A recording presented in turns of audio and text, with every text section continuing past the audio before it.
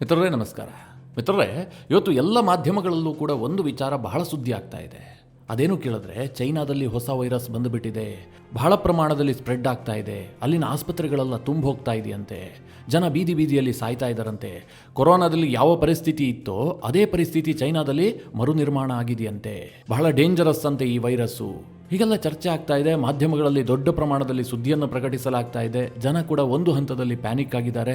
ನಾನು ಹಿಂದೆ ವಿಡಿಯೋ ಮಾಡಿದಂತಹ ಸಂದರ್ಭದಲ್ಲೂ ಕೂಡ ಕೆಲವರು ಕಮೆಂಟ್ ಹಾಕಿದ್ರು, ಸರ್ ಅದೇನೋ HMPV ಎನ್ನುವಂತಹ ವೈರಸ್ ಬಂದಿದೆಯಂತಲ್ಲ, ಅದು ಕೊರೋನಾಗಿಂತಲೂ ಕೂಡ ವೇಗವಾಗಿ ಸ್ಪ್ರೆಡ್ ಆಗುತ್ತಂತಲ್ಲ, ಹೀಗೆ ಕೆಲವರು ಆತಂಕದಿಂದ ಕಮೆಂಟ್ ಹಾಕಿದ್ರು. ಮಿತ್ರರೇ, ಈ HMPV ಅಂತಂದ್ರೆ ಏನು? ಚೈನಾದಲ್ಲಿ ಈಗ ಸ್ಪ್ರೆಡ್ ಆಗ್ತಿರುವಂತಹ ವೈರಸ್ನ ಸತ್ಯಾಸತ್ಯತೆಗಳೇನು? ನಿಜವಾಗ್ಲೂ ಸ್ಪ್ರೆಡ್ ಆಗ್ತಾ ಇದೆಯಾ ಅಥವಾ ಇದರ ಹಿಂದೆ ಜಿಯೋಪೊಲಿಟಿಕಲ್ ರೀಸನ್ಗಳೇನಾದ್ರೂ ಇದೆಯಾ? ಅಮೆರಿಕದಲ್ಲಿ ಟ್ರಂಪ್ ಬರೋದಕ್ಕೂ ಚೈನಾದಲ್ಲಿ ವೈರಸ್ ಪ್ರಕಟಗೊಳ್ಳೋದಕ್ಕೂ ಏನಾದರೂ ಲಿಂಕ್ ಇದೆಯಾ? ಈ HMPV ವೈರಸ್ನ ಹಿನ್ನೆಲೆ ಏನು? ಯಾವಾಗ ಇದು ಮೊದಲ ಬಾರಿಗೆ ಕಾಣಿಸಿಕೊಂಡಿತು? ಇದಕ್ಕೇನಾದರೂ ಔಷಧಿ ಇದೆಯಾ? ಇದು ಎಷ್ಟು ಪ್ರಮಾಣದಲ್ಲಿ ಹರಡುತ್ತೆ? ಇದರ ತೀವ್ರತೆ ಏನು? ಎಲ್ಲವುದನ್ನು ಈ ವಿಡಿಯೋದಲ್ಲಿ ನಿಮಗೆ ಡೀಟೇಲ್ ಆಗಿ ತಿಳಿಸ್ಕೊಡ್ತೀನಿ. ನೀವು ಈ ವಿಡಿಯೋನ ಕೊನೆವರೆಗೂ ಮಿಸ್ ಮಾಡದೆ ನೋಡಿ. ಮಿತ್ರರೇ, ಇವತ್ತು ಚೈನಾದಲ್ಲಿ ಯಾವುದಾದ್ರೂ ವೈರಸ್ ಬಂತು ಅಂತಂದ್ರೆ ಜನ ಪ್ಯಾನಿಕ್ ಆಗ್ತಾರೆ. ಆಗ್ಲೂ ಬೇಕು ಕೂಡ. ಯಾಕೆಂದ್ರೆ ಕೊರೋನಾ ಮಾಡಿದಂತಹ ರಾದ್ದಂತ ಏನು ಸ್ವಲ್ಪನ ಇಡೀ ಜಗತ್ತನ್ನೇ ತತ್ತರಿಸಿ ಹೋಗುವಂತೆ ಮಾಡಿತ್ತು ಆ ಕೊರೋನಾ ವೈರಸ್ ಬಗ್ಗೆ ಈಗಲೂ ಕೂಡ ಅನೇಕ ರೀತಿಯಾದಂತಹ ಕಥೆಗಳಿದೆ. ಕೆಲವರು ಹೇಳ್ತಾರೆ ಚೈನಾದ ಲ್ಯಾಬ್ನಲ್ಲಿ ಬೇಕಂತಲೇ ಅದನ್ನು ಔಟ್ ಬ್ರೇಕ್ ಮಾಡಲಾಯಿತು, ಚೈನಾ ಇಡೀ ಜಗತ್ತಿನಲ್ಲಿ ಒಂದು ಹೆಲ್ತ್ ಎಮರ್ಜೆನ್ಸಿಯನ್ನು ಸೃಷ್ಟಿ ಮಾಡಬೇಕು ಅನ್ನುವಂತಹ ಉದ್ದೇಶ ಇಟ್ಟುಕೊಂಡೇ ಕೊರೋನಾವನ್ನು ಬಿತ್ತರಿಸಿತು. ಹೀಗೆಲ್ಲ ಒಂದು ವಾದ ಇದೆ. ಆದರೆ ಇದು ಯಾವುದೂ ಕೂಡ ಪ್ರೂವ್ ಆದಂತಹ ವಾದಗಳಲ್ಲ. ಒಂದು ವಿಚಾರ ನಿಮಗೆ ನೆನಪಿರಲಿ, ಕೊರೋನಾ ಬಗ್ಗೆ ಅಮೆರಿಕದ ಟ್ರಂಪ್ಗೆ ಬಹಳ ವಿರೋಧ ಇದೆ. ಯಾಕಂದ್ರೆ ಈ ಹಿಂದೆ ಟ್ರಂಪ್ ಚುನಾವಣೆಯನ್ನು ಸೋಲೋದಕ್ಕೆ ಕೊರೋನಾ ಮುಖ್ಯ ಕಾರಣ ಆಗಿತ್ತು. ಟ್ರಂಪ್ ಅದಕ್ಕೆ ಈ ಹಿಂದೆ ಚುನಾವಣಾ ಪ್ರಚಾರ ಮಾಡುವಂತಹ ಸಂದರ್ಭದಲ್ಲಿ ಈ ವಿಚಾರವನ್ನು ಹೇಳಿದ್ರು. ಇವತ್ತು ಕೋವಿಡ್ ಅಂತ ಅದನ್ನು ಕರಿಬಾರ್ದು, ಅದು ಚೈನಾದ ವೈರಸ್, ನಾನು ಪ್ರೆಸಿಡೆಂಟ್ ಆಗಬಾರದು ಅನ್ನುವಂತಹ ಉದ್ದೇಶದಿಂದ ಚೈನಾದಲ್ಲಿ ಅದನ್ನು ಹೊರತರಲಾಗಿತ್ತು, ಇದು ಚೈನಾದ ಕುತಂತ್ರ ಅಂತ ಟ್ರಂಪ್ ನೇರವಾಗಿ ಚುನಾವಣಾ ಪ್ರಚಾರದ ವೇಳೆಯೇ ಪ್ರಸ್ತಾಪ ಮಾಡಿದ್ರು. ಮಿತ್ರರೇ, ಸಾಮಾನ್ಯವಾಗಿ ಒಬ್ಬ ಪ್ರೆಸಿಡೆಂಟ್ ಆಗುವಂಥವರು, ಪ್ರೆಸಿಡೆನ್ಷಿಯಲ್ ಅಭ್ಯರ್ಥಿ ಈ ರೀತಿಯಾಗೆಲ್ಲ ಪ್ರಚಾರ ಮಾಡೋದಿಲ್ಲ. ಅದಕ್ಕೇನಾದರೂ ಒಂದು ಬಲವಾದ ಎವಿಡೆನ್ಸ್ ಇರಬೇಕು. ಹೀಗಾಗಿ ಟ್ರಂಪ್ ಮತ್ತು ಚೈನಾ ನಡುವೆ ಆ ರೀತಿಯಾದಂತಹ ಒಂದು ಕೋಲ್ಡ್ ವಾರ್ ನಡೀತಲೇ ಇದೆ. ಯಾಕೆಂದರೆ ಈ ಹಿಂದೆ ಟ್ರಂಪ್ ಅಧ್ಯಕ್ಷರಾದಂತಹ ಸಂದರ್ಭದಲ್ಲಿ ಚೈನಾಗೆ ಬಹಳಷ್ಟು ಕಾಡಿದ್ರು, ಟ್ರೇಡ್ ವಾರ್ ಮಾಡಿದ್ರು. ಈ ಬಾರಿ ಮತ್ತೆ ಟ್ರಂಪ್ ಅಧಿಕಾರಕ್ಕೆ ಬಂದಿದ್ದಾರೆ. ಈಗಾಗಲೇ ಅವರು ಮುನ್ಸೂಚನೆಯನ್ನು ಕೊಟ್ಟಿದ್ದಾರೆ, ನಾನು ಚೈನಾ ವಿರುದ್ಧವಾಗಿ ಈ ಬಾರಿ ಟ್ಯಾರಿಫ್ ವಾರ್ ಮಾಡ್ತೀನಿ, ಚೈನಾದ ವಸ್ತುಗಳು ಅಮೆರಿಕದಲ್ಲಿ ವ್ಯಾಪಾರ ಆಗುತ್ತೆ ಅಂತಂದರೆ ಅದಕ್ಕೆ 100% ಟ್ಯಾರಿಫ್ ಹಾಕ್ತೀನಿ ಅಂತೆಲ್ಲ ಟ್ರಂಪ್ ಎಚ್ಚರಿಕೆ ಕೊಟ್ಟಿದ್ದಾರೆ. ಮಿತ್ರರೇ, ಇದು ಚೈನಾದ ಎಕಾನಮಿಗೆ ನೇರವಾಗಿ ಹೊಡೆತ ಕೊಡುವಂಥ ವಿಚಾರ. ಹೀಗಾಗಿ ಟ್ರಂಪ್ ಅಮೆರಿಕದಲ್ಲಿ ಅಧ್ಯಕ್ಷರಾಗೋದನ್ನು ಚೈನಾ ಇಷ್ಟಪಡೋದಿಲ್ಲ. ಈ ನಡುವೆ ಟ್ರಂಪ್ ಮತ್ತು ಚೈನಾದ ನಡುವೆ ಈ ರೀತಿಯಾಗಿ ಗುದ್ದಾಟ ಆಗ್ತಿರುವಂಥ ಸಂದರ್ಭದಲ್ಲೇ ಚೈನಾದಿಂದ ಒಂದು ಸುದ್ದಿ ಬರ್ತಾ ಇದೆ. ಚೈನಾದಲ್ಲಿ HMPV ಎನ್ನುವಂಥ ಹೊಸ ವೈರಸ್ ಪ್ರಕಟಗೊಂಡಿದೆ, ಇದು ವ್ಯಾಪಕವಾಗಿ ಹರಡ್ತಾ ಇದೆ, ಅಲ್ಲಿ ಒಂದು ಹೆಲ್ತ್ ಎಮರ್ಜೆನ್ಸಿ ಸೃಷ್ಟಿಯಾಗಿದೆ, ಸರ್ಕಾರ ಇದನ್ನು ಎಮರ್ಜೆನ್ಸಿ ಅಂತ ಪರಿಗಣಿಸಿದೆ, ಆಸ್ಪತ್ರೆಗಳೆಲ್ಲ ತುಂಬಿ ಹೋಗಿದ್ದಾವೆ, ಇದಕ್ಕೆ ಯಾವುದೇ ರೀತಿಯಲ್ಲೂ ಟ್ರೀಟ್ಮೆಂಟ್ ಇಲ್ಲ. ಇಂತಹ ಸುದ್ದಿಗಳು ಚೈನಾದಿಂದ ಬರೋದಕ್ಕೆ ಶುರುವಾಗಿದೆ. ಒಂದು ನೆನಪಿರಲಿ ಮಿತ್ರರೇ, ಚೈನಾದಲ್ಲಿ ಇಂತಹ ವೈರಸ್ ಬಂದು ಅದು ತೀವ್ರವಾಗಿ ಹರಡಿ ಬಹಳಷ್ಟು ಜನ ಸತ್ತು ಹೋದ ಬಳಿಕವೇ ಅದರ ಸತ್ಯಾಸತ್ಯತೆ ಜಗತ್ತಿಗೆ ಗೊತ್ತಾಗುತ್ತೆ. ಅಲ್ಲಿಯವರೆಗೂ ಕೂಡ ಚೈನಾ ಇದೆಲ್ಲದನ್ನು ಮುಚ್ಚಿಟ್ಟಿರುತ್ತೆ. ಯಾಕಂದರೆ ಚೈನಾದಲ್ಲಿ ನಮ್ಮಲ್ಲಿದ್ದಂತೆ ಮಾಧ್ಯಮ ವ್ಯವಸ್ಥೆ ಇಲ್ಲ. ಅಲ್ಲೇನೇ ಇದ್ರೂ ಕೂಡ ಸರ್ಕಾರದ ಸೆನ್ಸಾರ್ಗೆ ಒಳಗಾಗೆ ನಂತರ ಸುದ್ದಿಗಳು ಹೊರಬರುವಂಥದ್ದು. ಹೀಗಾಗಿ ಚೈನಾದಲ್ಲಿ ಯಾವುದೇ ಸತ್ಯ ಸುದ್ದಿಗಳು ಹೊರಗೆ ಬರ್ತವೆ ಅಂತ ನಿರೀಕ್ಷೆ ಮಾಡೋದಕ್ಕೆ ಸಾಧ್ಯ ಇಲ್ಲ. ಹೀಗಾಗಿ ಕೊರೋನಾ ವೈರಸ್ ಬಂದು ಅದು ಬಹಳಷ್ಟು ಹಾನಿ ಮಾಡಿದ ಬಳಿಕವೇ ಇಡೀ ವಿಶ್ವಕ್ಕೆ ಗೊತ್ತಾಗಿತ್ತು, ಅದೊಂದು ಪ್ಯಾಂಡಮಿಕ್ ವಿಪರೀತವಾಗಿ ಹರಡುತ್ತೆ, ಇಡೀ ವಿಶ್ವಕ್ಕೆ ಥ್ರೆಟ್ ತರಬಹುದು ಅಂತ ಕಾಲ ಮಿಂಚಿ ಹೋದ ಬಳಿಕವೇ ಎಲ್ಲರಿಗೂ ಗೊತ್ತಾಗಿತ್ತು. ಈಗಲೂ ಮಿತ್ರರೇ, HMPV ಕುರಿತಾಗಿ ಅಂತಹದೇ ಸುದ್ದಿಗಳು ಬರೋದಕ್ಕೆ ಶುರುವಾಗಿದೆ. ಆದರೆ ವಾಸ್ತವತೆ ಏನು ನೋಡೋದಾದ್ರೆ, ಈ HMPV ಎನ್ನುವಂತಹ ವೈರಸ್ ಇದೆಯಲ್ಲ, ಇದು ತುಂಬ ಹಳೆ ವೈರಸ್. ಇದೇನು ಈಗ ಪ್ರಕಟಗೊಂಡು ಚೈನಾದ ಲ್ಯಾಬ್ನಿಂದ ಸ್ಫೋಟಗೊಳ್ತು ಅಂತ ಏನು ಹೇಳೋದಕ್ಕೆ ಸಾಧ್ಯ ಇಲ್ಲ. 2001ರಿಂದಲೂ ಕೂಡ ವೈದ್ಯಕೀಯ ಲೋಕಕ್ಕೆ ಇದರ ಅರಿವಿದೆ, HMPV ಎನ್ನುವಂಥ ವೈರಸ್ ಇದೆ ಅಂತ. ಆದರೆ ಇದರ ತೀವ್ರತೆ ಏನಿದೆ? ಇದು ಕೊರೋನಾದಂತೆ ವ್ಯಾಪಕವಾಗಿ ಹರಡುತ್ತಾ ಕೇಳಿದ್ರೆ ಖಂಡಿತವಾಗ್ಲೂ ಹರಡುತ್ತೆ. ಕೊರೋನಾಗೂ HMPVಗೂ ತೀರಾ ಸಿಮಿಲಾರಿಟೀಸ್ ಇದೆ, ಬಹಳ ಸಾಮ್ಯತೆಗಳಿದ್ದಾವೆ. ಒಂದ್ರ ಪಕ್ಕ ಒಂದಿಟ್ರೆ ವ್ಯತ್ಯಾಸ ಗೊತ್ತಾಗೋದಿಲ್ಲ ಅಂತಾರಲ್ಲ, ಅದೇ ರೀತಿಯಾಗಿ ಕೊರೋನಾ ಮತ್ತು HMPV ಸಾಮ್ಯತೆಗಳನ್ನು ಹೊಂದಿದೆ. ಏನು ಸಾಮ್ಯತೆ, ಸಿಂಪ್ಟಮ್ಸ್ ಏನಿರುತ್ತೆ, ಇದನ್ನೆಲ್ಲ ನೋಡೋದಾದ್ರೆ, ಮೊದಲನೇದಾಗಿ ಮಿತ್ರರೇ, ಈ ವೈರಸ್ ತಗುಲಿದ ತಕ್ಷಣ ಕೆಮ್ಮು, ನೆಗಡಿ ಆರಂಭಿಕ ಲಕ್ಷಣವಾಗಿ ಕಾಣಿಸುತ್ತೆ. ಕೊರೋನಾದಲ್ಲೂ ಕೂಡ ಹೀಗೆ ಆಗ್ತಾ ಇತ್ತು. ಅನಂತರ ಗಂಟಲು ನೋವು ಕಾಣಿಸ್ಕೊಳ್ಳುತ್ತೆ, ಜ್ವರ ಬರುತ್ತೆ. ಸ್ವಲ್ಪ ನೆಕ್ಸ್ಟ್ ಸ್ಟೇಜಿಗೆ ಹೋಗ್ತಾ ಇದೆ ಅಂತಂದ್ರೆ ಉಸಿರಾಟದ ಸಮಸ್ಯೆ ಬರುತ್ತೆ. ಯಾಕೆಂದ್ರೆ ಇದು ಲಂಗ್ಸ್ಗೆ ಅಟ್ಯಾಕ್ ಮಾಡುವಂಥ ಒಂದು ವೈರಸ್. ಹೀಗಾಗಿ ಉಸಿರಾಟದ ಸಮಸ್ಯೆ ಕೂಡ ಬರುವಂಥ ಸಾಧ್ಯತೆಗಳು ಜಾಸ್ತಿ ಇರುತ್ತೆ. ಜೊತೆಗೆ ಮೈಯೆಲ್ಲ ಕಡಿತ ಬರುತ್ತೆ, ಅಂದರೆ ತುರಿಕೆ ಬರೋದಕ್ಕೆ ಶುರುವಾಗುತ್ತೆ, ರ್ಯಾಷಸ್ ಆಗುತ್ತೆ. ಇದು ಇದರ ಆರಂಭಿಕ ಲಕ್ಷಣ. ಇದು ತೀವ್ರಗೊಳ್ತಾ ಹೋದರೆ ವ್ಯಕ್ತಿಯ ಸಾವು ಕೂಡ ಆಗಬಹುದು, ಆಗುವ ಸಾಧ್ಯತೆಗಳು ಕೂಡ ಇರುತ್ತೆ. ಯಾರಿಗೆ ಇಮ್ಯುನಿಟಿ ಪವರ್ ತೀರಾ ಕಡಿಮೆ ಇರುತ್ತೋ ಅಂಥವರಿಗೆ ಇದು ಅಟ್ಯಾಕ್ ಮಾಡುತ್ತೆ. ಮುಖ್ಯವಾಗಿ ಮಿತ್ರರೇ, HMPV ಬಗ್ಗೆ ಈವರೆಗೆ ಅಧ್ಯಯನ ಮಾಡಿದಾರಲ್ಲ, ಆ ಅಧ್ಯಯನ ವರದಿಯ ಪ್ರಕಾರ 14 ವರ್ಷದ ಒಳಗಿನ ಮಕ್ಕಳಿಗೆ ಮತ್ತು 65 ವರ್ಷ ಮೇಲ್ಪಟ್ಟಂತಹ ವೃದ್ಧರಿಗೆ ಇದು ಹೆಚ್ಚು ಹಾನಿಯನ್ನು ಮಾಡುತ್ತೆ. ಎಲ್ರಿಗೂ ಬರುತ್ತೆ.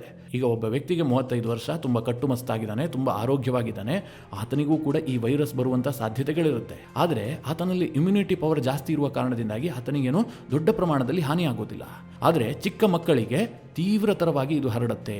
ಒಂದು ವರದಿಯ ಪ್ರಕಾರ 5 ವರ್ಷದ ಒಳಗಿನ ಮಕ್ಕಳಿಗೆ ಸಿಕ್ಕಾಪಟ್ಟೆ ಪ್ರಾಬ್ಲಮ್ ಕ್ರಿಯೇಟ್ ಮಾಡುತ್ತೆ ಅಂತ ಹೇಳಲಾಗ್ತಾ ಇದೆ. ಇನ್ನು ಮಿತ್ರರೇ, ಇದಕ್ಕೆ ಯಾವುದೇ ರೀತಿಯಲ್ಲೂ ಟ್ರೀಟ್ಮೆಂಟ್ ಇಲ್ಲ. ಸಿಂಪ್ಟಮ್ಯಾಟಿಕ್ ಟ್ರೀಟ್ಮೆಂಟ್ಗಳು ಮಾತ್ರ ಲಭ್ಯ ಇರುವಂಥದ್ದು. ಅಂದರೆ ಕೆಮ್ಮು ಬಂತು ಅಂತಂದರೆ ಕೆಮ್ಮಿಗೆ ಔಷಧಿ ಕೊಡಬೇಕು, ಜ್ವರ ಬಂದರೆ ಜ್ವರಕ್ಕೆ ಔಷಧಿ ಕೊಡಬೇಕು, ಉಸಿರಾಟದ ಸಮಸ್ಯೆ ಇದೆ ಅಂದರೆ ಅದಕ್ಕೆ ಟ್ರೀಟ್ಮೆಂಟ್ ಕೊಡಬೇಕು. ಈ HMPVಗೆ ಒಂದು ಲಸಿಕೆ ಇದೆ ಅಥವಾ ಗುಳಿಗೆ ಇದೆ ಅಂತ ಈವರೆಗೆ ಕಂಡುಹಿಡಿಯೋದಕ್ಕೆ ಸಾಧ್ಯ ಆಗಿಲ್ಲ. ಜೊತೆಗೆ ಇದಕ್ಕೆ ಯಾವುದೇ ಲಸಿಕೆಯೂ ಕೂಡ ಇಲ್ಲ. ಇದು ಬಾರದಂತೆ ತಡೆಯೋದಕ್ಕೆ ಯಾವುದೇ ಲಸಿಕೆಗಳು ಕೂಡ ಇದುವರೆಗೆ ತಯಾರಾಗಿಲ್ಲ. ಆದರೆ ಮಿತ್ರರೇ, 2001ರಿಂದಲೂ ಕೂಡ ಇದು ಪ್ರಚಲಿತದಲ್ಲಿದೆ, ಅನೇಕರಲ್ಲಿ ಕಾಣಿಸ್ಕೊಂಡಿತ್ತು.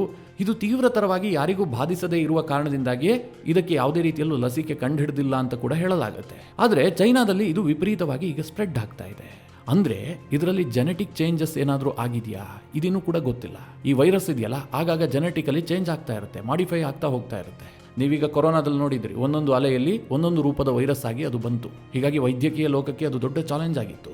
ಈಗಲೂ ಮಿತ್ರರೇ, HMPVಯ ಬಗ್ಗೆ ವೈದ್ಯಕೀಯ ಲೋಕಕ್ಕೆ ಗೊತ್ತು, ಇದೇನು ತೀರಾ ಹಾನಿ ಮಾಡುವಂತಹ ವೈರಸ್ ಅಲ್ಲ ಅಂತ ವೈದ್ಯರು ಹೇಳ್ತಾರೆ. ಆದರೆ ಇದರಲ್ಲಿ ಜೆನೆಟಿಕಲಿ ಏನಾದರೂ ಮಾಡಿಫೈ ಆಗಿದೆಯಾ, ಚೈನಾದ ಲ್ಯಾಬ್ಗಳಲ್ಲಿ ಇದನ್ನು ಇನ್ನಷ್ಟು ಶಕ್ತಿಯುತವಾಗಿಸಲಾಗಿದೆಯಾ, ಇದ್ರ ಬಗ್ಗೆ ಡೌಟ್ ಇರುವಂತಹದ್ದು. ಯಾಕೆಂತಂದ್ರೆ ಚೈನಾದಲ್ಲಿ ವಿಪರೀತವಾಗಿ ಸ್ಪ್ರೆಡ್ ಆಗ್ತಾ ಇದೆ. ಸಾಕಷ್ಟು ಜನ ಈ ವೈರಸ್ನಿಂದ ಸಮಸ್ಯೆ ಎದುರಿಸ್ತಾ ಇದ್ದಾರೆ.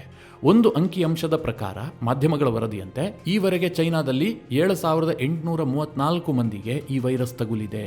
ಇದರಿಂದಾಗಿ 170 ಜನರು ಸಾವಿಗೀಡಾಗಿದ್ದಾರೆ. ಮಿತ್ರರೇ, ಇದು ಆಘಾತಕಾರಿಯಾದಂಥ ವಿಚಾರ. ಅಂದರೆ ಚೈನಾದ ಅಂಕಿಅಂಶವನ್ನೇ ಸತ್ಯ ಅಂತ ನಂಬೋದಾದರೆ 1,000 ಜನರಿಗೆ ಈ HMPV ವೈರಸ್ ತಗುಲಿದ್ರೆ ಅದರಲ್ಲಿ 23ರಿಂದ 24 ಜನ ಸಾವಿಗೀಡಾಗುವಂಥ ಸಾಧ್ಯತೆಗಳಿರುತ್ತೆ. ದೊಡ್ಡ ಪ್ರಮಾಣದ ಸಾವೇ ಇದು. ಕೊರೋನಾದಲ್ಲಿ ಏನಾಗ್ತಾ ಇತ್ತೋ, 100 ಜನಿಗೆ ಬಂದರೆ 2-3 ಜನ ಸತ್ತೋಗ್ತಾ ಇದ್ರಲ್ಲ, ಆ ಹಂತದಲ್ಲೇ ಇದರಲ್ಲೂ ಕೂಡ ಸಾವಾಗುತ್ತೆ. ಸಾವಿನ ದರ ಜಾಸ್ತಿ ಇದೆ. ಹೀಗಾಗಿ ಇದು ಆತಂಕಕ್ಕೆ ಕಾರಣ ಆಗಿರೋದು. ಇದರ ಬಗ್ಗೆ ಅನೇಕ ಊಹಾಪೋಹಗಳು ಹುಟ್ಟಿಕೊಳ್ಳೋದಕ್ಕೂ ಕೂಡ ಇದೇ ಕಾರಣ. ಇದು ಹೇಗೆ ಹರಡುತ್ತೆ ಕೇಳಿದ್ರೆ, ಸೇಮ್ ಕೊರೋನಾ ಹೇಗೆ ಹರಡ್ತಾ ಇತ್ತೋ ಅದೇ ಮಾದರಿಯಲ್ಲಿ ಹರಡುತ್ತೆ. ಒಂದು ಹಂತದಲ್ಲಿ ಕೊರೋನಾದ ಇನ್ನೊಂದು ರೂಪಾಂತರ ಅಂತಂದರೆ ತಪ್ಪಾಗ್ಲಿಕ್ಕಿಲ್ಲ. ಆದರೆ ವೈರಸ್ ಮಾತ್ರ ಕಂಪ್ಲೀಟ್ ಡಿಫ್ರೆಂಟ್. ಹರಡುವಂತಹ ಕ್ರಮಗಳಿರಬಹುದು, ಅದರಿಂದ ಆಗುವ ಹಾನಿಗಳಿರಬಹುದು, ಎಲ್ಲವೂ ಕೂಡ ಸೇಮ್ ಕೊರೋನಾದಂತೆ. ಹೇಗೆ ಹರಡುತ್ತೆ ನೋಡೋದಾದರೆ, ಸೋಂಕಿತನ ಸಂಪರ್ಕದಿಂದ ಈಸಿಯಾಗಿದ್ದು ಹರಡುತ್ತೆ. ಅಂದರೆ ಮನೇಲಿ ಯಾರಿಗಾರು ಒಬ್ರಿಗಿದ್ರೆ ಆತ ನೆಗಡಿ ಕೆಮ್ಮಿನಿಂದ ಬಳಲ್ತಾ ಇರ್ತಾನೆ, ಸೀನ್ತಾ ಇರ್ತಾನೆ, ಇದರಿಂದ ಈಸಿಯಾಗಿ ಉಸಿರಾಟದ ಮೂಲಕವೇ ಇದು ಹರಡುತ್ತೆ. ಎರಡನೇದಾಗಿ ಶೇಕ್ ಹ್ಯಾಂಡ್ ಮಾಡೋದು ಅಥವಾ ಆ ವ್ಯಕ್ತಿ ಬಳಸಿದಂತಹ ಯಾವುದಾದ್ರೂ ವಸ್ತುಗಳನ್ನು ಇನ್ನೊಬ್ಬ ಬಳಸುವಂತಹದ್ದು. ಉದಾಹರಣೆಗೆ ಡೋರ್ ಹ್ಯಾಂಡಲ್ ಇರುತ್ತೆ ಅಥವಾ ಮೊಬೈಲ್ ಇರುತ್ತೆ. ಇದನ್ನೆಲ್ಲ ಸೋಂಕಿತ ವ್ಯಕ್ತಿ ಬಳಸಿದ್ದನ್ನ ಇನ್ನೊಬ್ಬ ಬಳಸಿದ್ರೆ ಆತನಿಗೆ ಈಸಿಯಾಗಿ ಈ ಸೋಂಕು ಟ್ರಾನ್ಸ್ಫರ್ ಆಗ್ಬಿಡುತ್ತೆ. ಇದನ್ನ ತಡೆಗಟ್ಟುವ ಕ್ರಮ ಹೇಗೆ ಕೇಳಿದ್ರೆ, ಸೋಷಿಯಲ್ ಡಿಸ್ಟೆನ್ಸಿಂಗ್. ಕೊರೋನಾದಲ್ಲಿ ನಾವೆಲ್ಲ ಕೇಳಿದಿವಲ್ಲ, ಕೇಳಿ ಸುಸ್ತಾಗಿ ಹೋಗ್ಬಿಟ್ಟಿದೀವಿ. ಸಾಮಾಜಿಕ ಅಂತರವನ್ನ ಕಾಯ್ದುಕೊಳ್ಳಿ, ಸೋಂಕಿತರಿಂದ ದೂರ ಇರಿ, ಕ್ವಾರಂಟೈನ್ ಆಗಿ. ಇದೇ ರೀತಿಯಾಗಿ ಇದನ್ನು ತಡೆಯಬಹುದೇ ಹೊರತು ಬೇರೆ ಯಾವುದೇ ಮಾಧ್ಯಮಗಳಿಲ್ಲ. ಸೋಂಕಿತನಿಂದ ಅಂತರ ಕಾಯ್ದುಕೊಂಡ್ರೆ ಈ ಸೋಂಕಿನಿಂದಲೂ ಕೂಡ ನೀವು ಅಂತರ ಕಾಯ್ದುಕೊಳ್ಳಬಹುದು, ನಿಮಗೆ ಬರೋದಿಲ್ಲ. ಅದಷ್ಟೇ ಇದಕ್ಕಿರುವಂತಹ ಟ್ರೀಟ್ಮೆಂಟು, ಮುಂಜಾಗ್ರತಾ ಕ್ರಮಗಳು. ಈ ವೈರಸ್ ಏನಾದರೂ ಇನ್ನಷ್ಟು ಜಾಸ್ತಿ ಆದರೆ ನಾವು ಮತ್ತೆ ಅದೇ ಕೊರೋನಾದಲ್ಲಿ ಏನು ಕೇಳಿದ್ವಲ್ಲ ಅದೇ ಪದಗಳನ್ನು ಮತ್ತೆ ಕೇಳಬೇಕಾಗುತ್ತೆ. ಕ್ವಾರಂಟೈನು, ಸೋಷಿಯಲ್ ಡಿಸ್ಟೆನ್ಸು, ಮಾಸ್ಕ್ ಹಾಕೊಳ್ಳಿ. ಆದರೆ ಸದ್ಯ ವೈದ್ಯಕೀಯ ಜಗತ್ತು ಹೇಳುತ್ತಿರುವ ಪ್ರಕಾರ ಇದು ಬಹಳವಾಗಿ ಬಾಧಿಸುವಂತಹ ಸಾಧ್ಯತೆಗಳು ಕಡಿಮೆ ಇದೆ. ಕೊರೋನಾ ಯಾವ ರೀತಿಯಾಗಿ ಸ್ಪ್ರೆಡ್ ಆಯಿತು ಆ ಹಂತಕ್ಕೆ ಸ್ಪ್ರೆಡ್ ಆಗುವಂತಹ ಸಾಧ್ಯತೆ ಕಡಿಮೆ ಇದೆ. ಯಾಕಂದ್ರೆ 2001ರಿಂದಲೂ ಕೂಡ ಈ ವೈರಸ್ನ ಬಗ್ಗೆ ವೈದ್ಯಕೀಯ ಲೋಕಕ್ಕೆ ಗೊತ್ತಿತ್ತು. ಆದರೆ ಚೈನಾದವರು ಇದನ್ನು ಮಾಡಿಫೈ ಮಾಡಿ ಹೆಚ್ಚು ಶಕ್ತಿಯುತವಾಗಿ ಬಿಡುಗಡೆ ಮಾಡಿದ್ರೆ ಜಾಸ್ತಿ ಪ್ರಭಾವವನ್ನು ಬೀರಬಹುದು. ಯಾಕೆ ಈ ಅನುಮಾನ ಸೃಷ್ಟಿ ಆಗ್ತಾ ಇದೆ ಅಂತಂದ್ರೆ, ಮಿತ್ರರೇ, ನಾನು ಆರಂಭದಲ್ಲೇ ನಿಮಗೆ ಹೇಳಿದೆ, ಅಮೆರಿಕದಲ್ಲಿ ಟ್ರಂಪ್ ಬರ್ತಾ ಇರುವಂತಹದ್ದು ಚೈನಾಗೆ ಸ್ವಲ್ಪವೂ ಖುಷಿ ಕೊಟ್ಟಿಲ್ಲ. ಚೈನಾಗೆ ಒಂದು ರೀತಿಯಲ್ಲಿ ಆತಂಕ ಇದೆ. ನಿಮಗೆಲ್ಲ ಗೊತ್ತಿರುವ ಹಾಗೆ ಟ್ರಂಪ್ ನೇರವಾಗಿ ಚೈನಾದೊಂದಿಗೆ ಶಸ್ತ್ರ ಹಿಡಿದುಕೊಂಡು ಯುದ್ಧ ಮಾಡೋದಿಲ್ಲ, ಆದರೆ ಆರ್ಥಿಕವಾಗಿ ಯುದ್ಧ ಮಾಡಿಯೇ ಮಾಡ್ತಾರೆ. ಈ ಹಿಂದೆ ಟ್ರೇಡ್ ವಾರ್ ಮಾಡಿದ್ರು, ಅದರಿಂದ ಚೈನಾ ಸುಸ್ತಾಗಿ ಹೋಗ್ಬಿಟ್ಟಿತ್ತು. ಹೀಗಾಗಿ ಟ್ರಂಪ್ ಏನಾದರೂ ಮತ್ತೆ ಅಧಿಕಾರಕ್ಕೆ ಬರ್ತಾರೇನೋ ಅಂತ ಚೈನಾ ಬಹಳಷ್ಟು ತಲೆ ಕೆಡಿಸ್ಕೊಂಡಿತ್ತು. ಟ್ರಂಪ್ರನ್ನ ಅಧಿಕಾರದಿಂದ ತಪ್ಪಿಸಬೇಕು, ಅಧಿಕಾರದಿಂದ ದೂರ ಇಡಬೇಕು, ಅವರು 2ನೇ ಬಾರಿ ಗೆಲ್ಲಬಾರದು ಅಂತಲೇ ಕೊರೋನಾ ವೈರಸ್ ಅನ್ನು ಔಟ್ ಬ್ರೇಕ್ ಮಾಡ್ತು ಅನ್ನುವಂಥ ಒಂದು ಕತೆ ಇದೆ. ಅದು ಸತ್ಯ ಅಂತ ಸಾಬೀತಾಗಿಲ್ಲ. ಆದರೆ ಟ್ರಂಪೇ ಈ ವಿಚಾರವನ್ನು ನಂಬುತ್ತಾರೆ. ಅವ್ರು ಹೇಳ್ಕೊಂಡಿದ್ದಾರೆ, ನನ್ನನ್ನು ತಡೆದಿದೆ ಕೊರೋನಾ ವೈರಸ್, ಇದು ಬೇಕಂತಲೇ ಮಾಡಿದಂತಹ ಕೆಲಸ, ಚೀನಾದವರ ಕುತಂತ್ರ, ಹೀಗೆಲ್ಲ ಟ್ರಂಪ್ ಆರೋಪ ಮಾಡಿದ್ದಾರೆ. ಈಗ ಮಿತ್ರರೇ, ಟ್ರಂಪ್ ಒಂದಷ್ಟು ಪ್ಲಾನ್ ಇಟ್ಕೊಂಡು ಬರ್ತಾ ಇದ್ದಾರೆ. ಅಮೆರಿಕದಲ್ಲಿ ಒಂದಷ್ಟು ಬದಲಾವಣೆ ಮಾಡ್ತೀನಿ, ಜೊತೆಗೆ ಜಾಗತಿಕವಾಗಿಯೂ ಕೂಡ ತುಂಬಾ ಪ್ರಭಾವ ಬೀರುವಂತಹ ಸಾಧ್ಯತೆಗಳಿದೆ ಈ ಟರ್ಮ್ನಲ್ಲಿ. ಹೀಗಾಗಿ ಟ್ರಂಪ್ ಓಟಕ್ಕೆ ಬ್ರೇಕ್ ಹಾಕುವ ಸಲುವಾಗಿ ಮತ್ತೆ ಚೀನಾ ಏನಾದರೂ ಈ HMPV ವೈರಸ್ ಅನ್ನ ಮಾಡಿಫೈ ಮಾಡಿ ಬಿಡ್ತಾ ಈ ಒಂದು ಅನುಮಾನ ಕೂಡ ಇದೆ. ಹೀಗಾಗಿ ಮಿತ್ರರೇ, ಬಹಳ ಏನು ಪ್ಯಾನಿಕ್ ಆಗಬೇಕಾದಂತಹ ಅವಶ್ಯಕತೆ ಇಲ್ಲ. ಕೊರೋನಾದಂತೆ ಇಡೀ ವಿಶ್ವಕ್ಕೆ ಬಂದ್ಬಿಟ್ಟು ಮತ್ತೆ ಇಡೀ ವಿಶ್ವ ಲಾಕ್ಡೌನ್ ಆಗುತ್ತೆ, ಭಾರತದಲ್ಲಿ ಲಾಕ್ಡೌನ್ ಆಗುತ್ತೆ, ನಮ್ಮ ಆರ್ಥಿಕತೆ ಬಿದ್ದು ಹೋಗುತ್ತೆ, ಇಷ್ಟೆಲ್ಲ ಪ್ಯಾನಿಕ್ ಆಗಬೇಕಾಗಿಲ್ಲ. ಆದರೆ ಇದೇನಾದರೂ ಸ್ಪ್ರೆಡ್ ಆಗಿ ನಮ್ಮ ದೇಶಕ್ಕೂ ಬಂದು ಆ ಸಂದರ್ಭದಲ್ಲಿ ಸ್ವಲ್ಪ ಜಾಗರೂಕತೆಯನ್ನು ವಹಿಸಲೇಬೇಕಾಗುತ್ತೆ. ಸ್ವಲ್ಪ ಮಟ್ಟಿಗಂತೂ ಎಫೆಕ್ಟ್ ಮಾಡೋದು ಖಂಡಿತ. ಆದರೆ ಮಾಧ್ಯಮಗಳು ಈಗೇನು ವೈಭವೀಕರಿಸ್ತಾ ಇದಾವಲ್ಲ, ಇಷ್ಟು ದೊಡ್ಡ ಪ್ರಮಾಣದ ವೈರಸ್ ಇದು ಅಷ್ಟೆಲ್ಲ ಹಾನಿ ಮಾಡುತ್ತೆ ಅಂತ ವೈದ್ಯಕೀಯ ಲೋಕ ಈವರೆಗೂ ಹೇಳ್ತಾ ಇಲ್ಲ. ಇನ್ನೊಂದನ್ನು ಗಮನಿಸಬೇಕಾದ ಅಂಶ ಏನು ಕೇಳಿದ್ರೆ, ಚೈನಾದಿಂದ ಈಗೇನು ಸುದ್ದಿಗಳು ಬರ್ತಾ ಇದೆಯಲ್ಲ, ಕೆಲ ಮಾಧ್ಯಮಗಳು ಅದನ್ನು ವರದಿ ಮಾಡ್ತಾ ಇದಾವಲ್ಲ, ಅದನ್ನೂ ಕೂಡ ನಂಬುವುದೇ ಕಷ್ಟ. ಯಾಕಂದ್ರೆ ಚೈನಾದಿಂದ ಬಂದ ಸುದ್ದಿ ಯಾವುದು ಸತ್ಯ ಯಾವುದು ಸುಳ್ಳು ಹೇಗೆ ಗೊತ್ತಾಗುತ್ತೆ ನಿಮಗೆ?